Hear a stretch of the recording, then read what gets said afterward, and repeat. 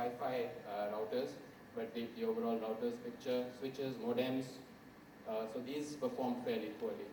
So we saw some interesting trends. Now, for example, the tier 3, tier 4 markets, we saw pretty much every significant company putting in salespeople directly there in the smaller towns. So, last few years we've been speaking about tier 2 and how tier 2 has been really great and hot. But we saw a lot of activity in both hiring from and placing managers in tier 3 and tier 4 towns. Data centers, lots of activity there. We've had some big showpiece kind of data centers like the Tulip data center in Bangalore. There were, of course, many fairly major data centers in Bombay, Bangalore, and elsewhere. Reliance, SIFI, they've all had data centers. Last year there was significant growth in that data center capacity and also the utilization. Some government projects, like I said, the government, there was a bit of a paralysis on the policy side, but of course existing projects, there was ramp up and there were some purchases which kept things going. BPO was small, managed services, analytics, mobility, cloud, these were fairly strong. So that was IT. So let's take a quick look at telecom. It was sort of flat. Now telecom is actually an interesting beast because you've got the equipment and you've got services, and you don't necessarily have both of them growing at the same rate side by side because the equipment comprises two things. It comprises handsets, which of course is directly related to how many new subscribers and all that's happening, and then there's the operator equipment, which is not parallelly related in the sense it's not going to happen alongside. It's probably going to happen sequentially. So you'll buy equipment, then you'll deploy services. So last year was a slowdown in the purchase of that equipment. There are lots of other reasons for that I'll come to. But if you just look at this, and this is not probably the best of pictures because this is, it's actually a domestic market we're talking about.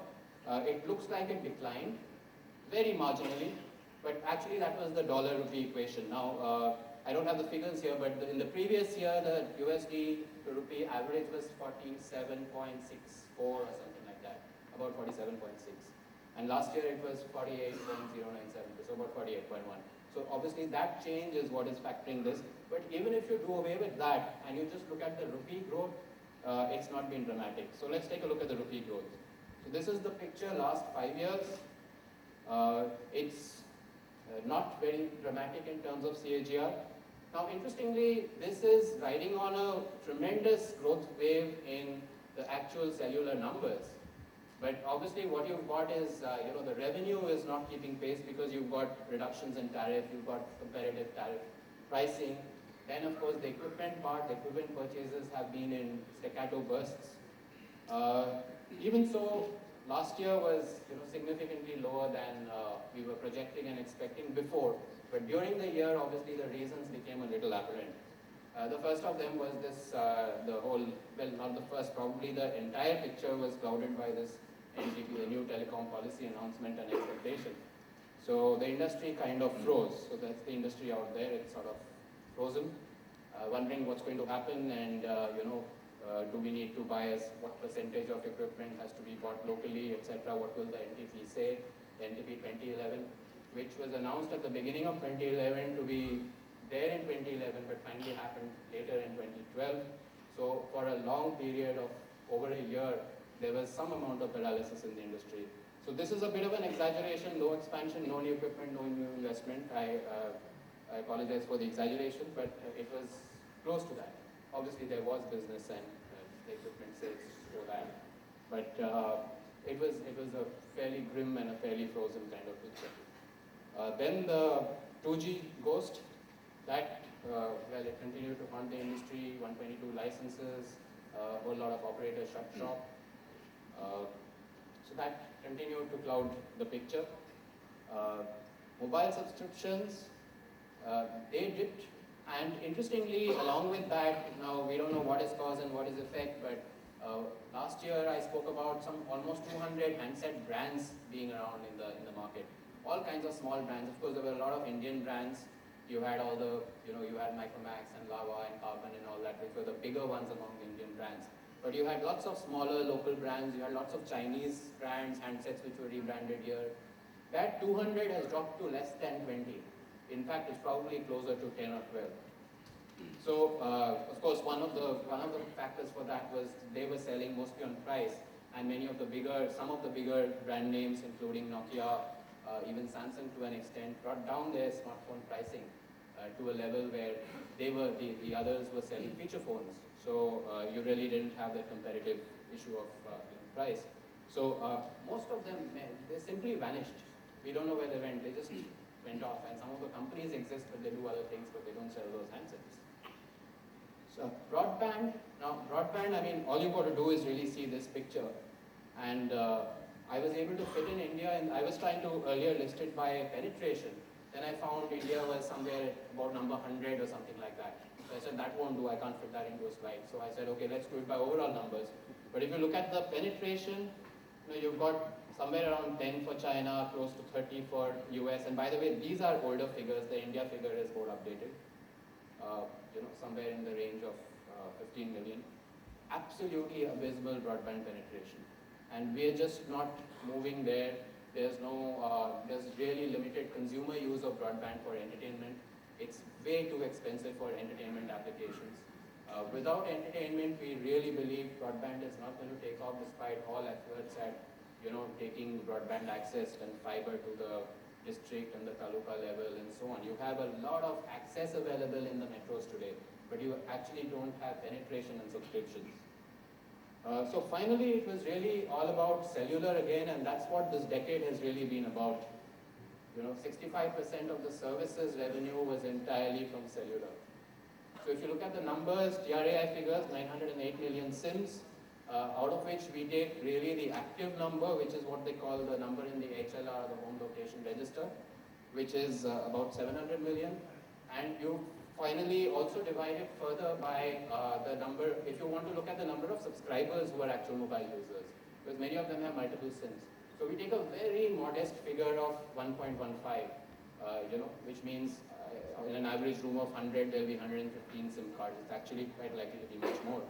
But that gives us about 600 million actual subscribers.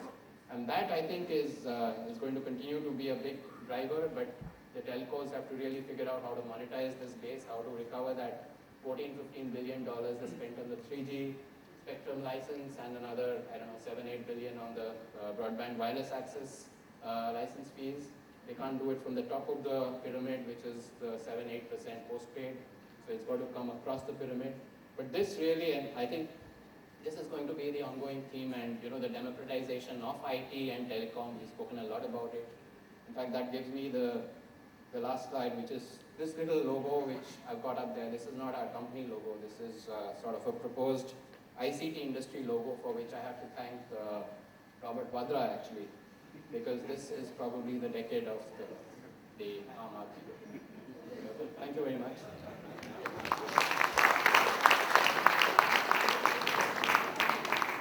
Thank you, Prashantho, for the presentation. Yeah, indeed, it's the right time, Mango Men in Banana Republic, so.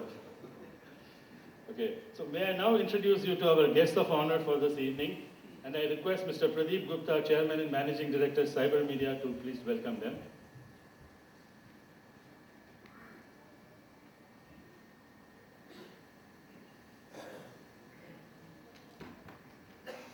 It's our great pleasure to have two very distinguished guests this evening, Mr. R. Chandrasekhar.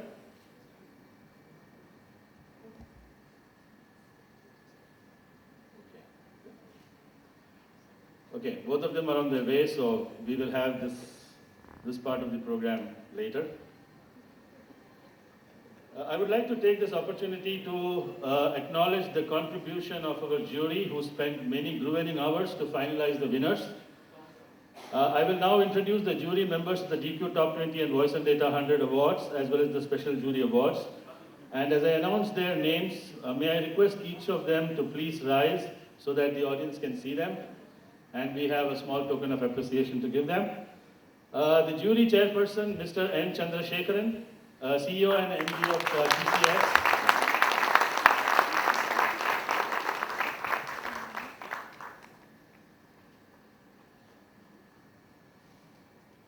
Mr. Sunil Dutt, MD of Research in Motion, India.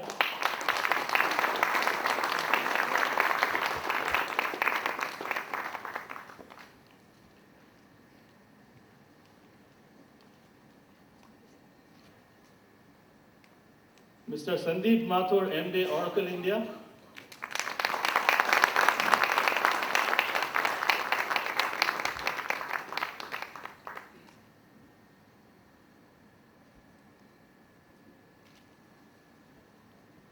Ms. Debjani Ghosh, MD, Intel South Asia.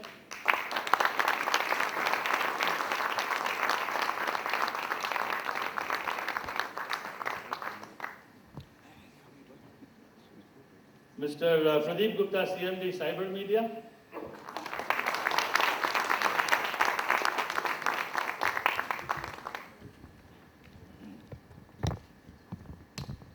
Mr. Prashanto Roy, Editorial Advisor, Cyber Media.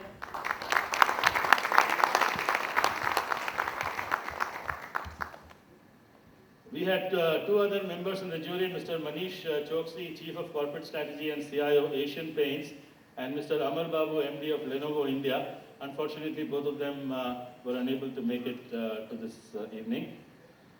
So, ladies and gentlemen, it is now time for the awards. Before I announce the winners, a small but very important request. We would want all the award winners to stay on till the end of the ceremony so that we can have a group photograph. That's a customary thing that we have. So please do not leave after getting your award. Don't please just vanish. A lot of things, interesting things after that. So to present the first set of awards, may I invite our jury chairperson, Mr. N. Chandrasekharan, on stage.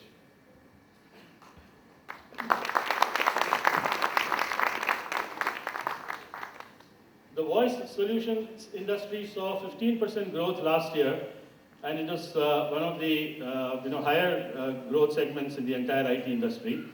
And leading the pack is Avaya. Even though the competition was cutthroat, Avaya claimed almost 1/4 of that space. The Voice and Data Award for Top Voice Solutions Company goes to Avaya. Could I have Mr. Vishal Agarwal, Director Operations Avaya, on stage to receive the award, please?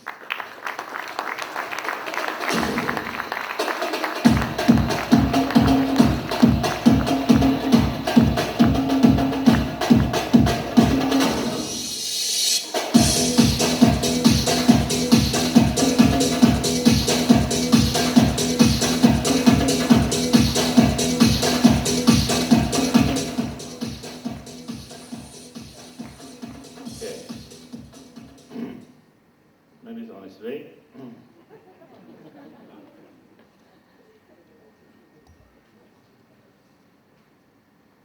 The IT distribution market continued to be the hot seat for ambitious plans, and it recorded 21% growth across regions. And the company that dominated this highly competitive segment was Redington. So the winner of DataQuest Top Distribution Company is Redington. And to receive this award, I invite Mr. J.K. Senapati, Senior Vice President, Redington.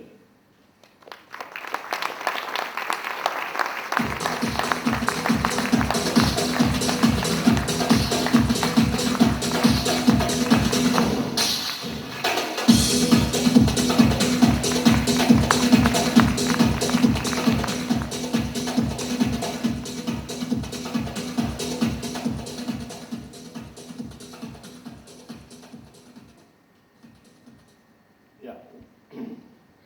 Thank you for joining us, Mr. Chandra. We now have a short video from Panasonic.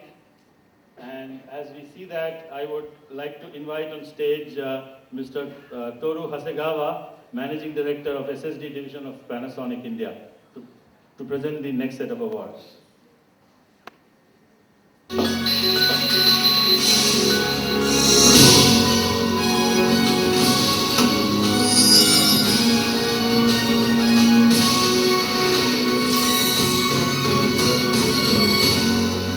HD visual communication takes remote business communication to the next step of evolution, even closer to realistic interaction.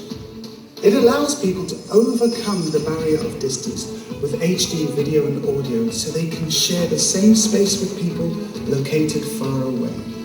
That's business without boundaries. The system features lifelike picture and high quality sound for experiencing a sense of presence as if you were actually there. face-to-face interaction. Additionally, a stable connection and easy operation makes it easy to use. Let's give it a try. The HD Visual Communication System from Panasonic offers an unprecedented system of visual communication. Even though you may be far away when you're in another office or across the globe, it provides the same person-to-person communication, almost like actually being there. If you switch the mobile secondary camera and zoom in, the system will reveal fine details you couldn't see before for sophisticated and detailed discussion. This greatly expands business applications. Next, let's explore the system's high-quality audio. Sound quality was a major problem with previous systems. Talking was very stressful because the sound would cut out, and it was difficult to hear each other when you spoke at the same time. The HD Visual Communication System uses our unique echo canceller to provide high-quality audio for natural bidirectional communication. The system enables smooth, interruption-free conversation. So it was great working with you. We'll have to, work on the new project together. Even if you talk at the same time, like this, you can converse without sound interruption and with a you are there sense of presence. The HD Visual Communication System ensures stable connection by applying optimal compression depending on the congestion of internet traffic. Disturbances in the image during communication can be prevented, making smooth video communication a reality. In addition, a 360-degree microphone ensures that participants can be heard regardless of where they are seated. The Panasonic HD Visual Communication System is convenient and easy to operate. With a single remote control button, you can switch to a variety of functions, which enables useful applications in many situations. You can share the same information on both sides. File sharing is made easy by connecting to a camera and playing a recorded video, or connecting to a PC to show data. One-touch controls allow quick and easy switchovers between conference video and the file source. How about it? The Panasonic HD Visual Communication System completely eliminates any sense of the distance barrier. This isn't just a fully featured high-quality advanced video communication system, it's also operationally efficient by reducing business trip frequency and costs, and protects the environment by reducing CO2 emissions. We bring this highly recommended system to you as a new method of visual communication to support all your business contexts. Panasonic's HD Visual Communication System brings you business without boundaries.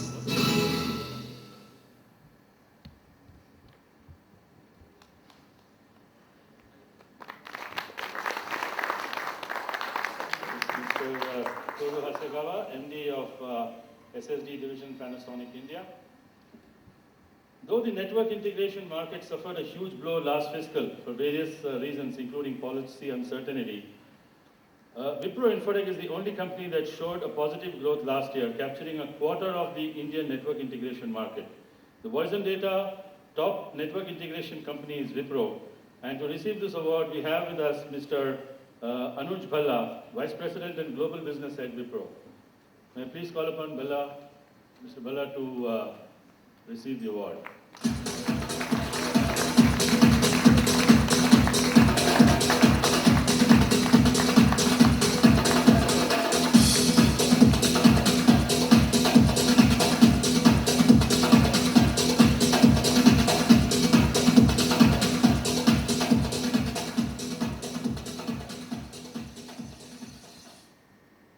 The first company to build a ring around the globe and a true multinational organization that originates from India, as its CEO Vinod Kumar puts it, ended the last fiscal with flying colors.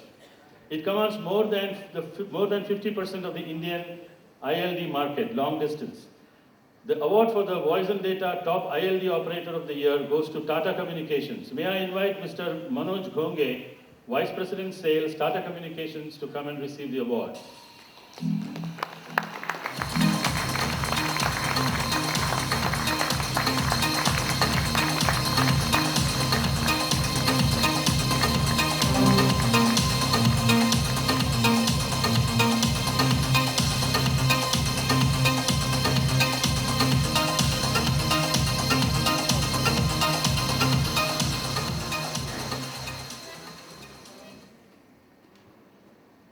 The market segment that includes software like ERP, CRM, supply chain management and business intelligence was seen making inroads into mid-market segments after having really covered the top, the large organizations. The company that dominated this segment with market shares ranging from 12 to 47% across various segments was SAP. The winner of the DataQuest Top Enterprise Apps Company Award is SAP India. I would like to invite Mr. Atul Bhandari, Vice President, Industries and Customer Advocacy, SAP India, to please come and accept the SAP Award.